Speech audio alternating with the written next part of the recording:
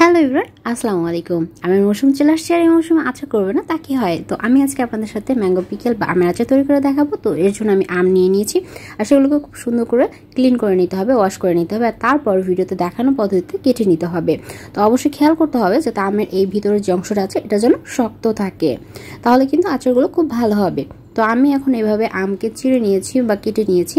আপনারা চাইলে এভাবেও করতে পারেন অথবা লম্বা লম্বা করেও কেটে নিতে পারেন। আর এইভাবে কিন্তু ছোট ছোট দাগ কেটে অবশ্যই নিতে হবে যাতে ভেতরে মশলাগুলো খুব সুন্দর করে মিশে যায় এবং আমটা খেতে খুবই জুসি হয়। তো এখন আমি যেটা করব, চুলায় চলে যাব রান্নাতে। আর যাদের রোদের সমস্যা আছে, রোদে আচার করতে পারে না, তারা কিন্তু এভাবে রান্না করে নিতে পারেন।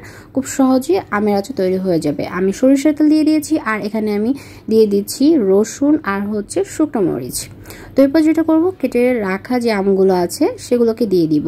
আর আমের আচার অনেকে আছে টক ঝাল মিষ্টি পছন্দ করেন, শুধু টক মিষ্টি পছন্দ করেন, তো আপনারা আপনাদের পছন্দ মতো এখানে কিন্তু মিষ্টি অ্যাড করতে পারেন, গুড় ব্যবহার করতে পারেন।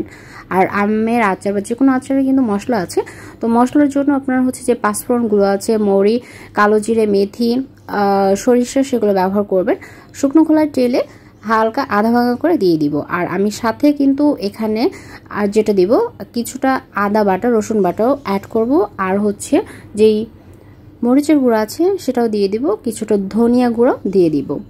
এভাবে কিন্তু আপনারা নেড়ে চেড়ে 30 থেকে 40 মিনিটের মতো হালকা আঁচে রান্না করলেই আপনাদের এই আমের আচারটা হয়ে যাবে। তো এই আচারটা আপনারা কিন্তু শুকনো বয়ামের মধ্যে রেখে ব্যবহার করতে পারবেন। আর এটা কিন্তু ভাতের সাথে, খিচুড়ির সাথে বা যে কোনো মাখা মুড়ির সাথেও কিন্তু খেতে পারবেন। সবাই অনেক অনেক ভালো থাকবেন, সুস্থ থাকবেন। আল্লাহ হাফেজ।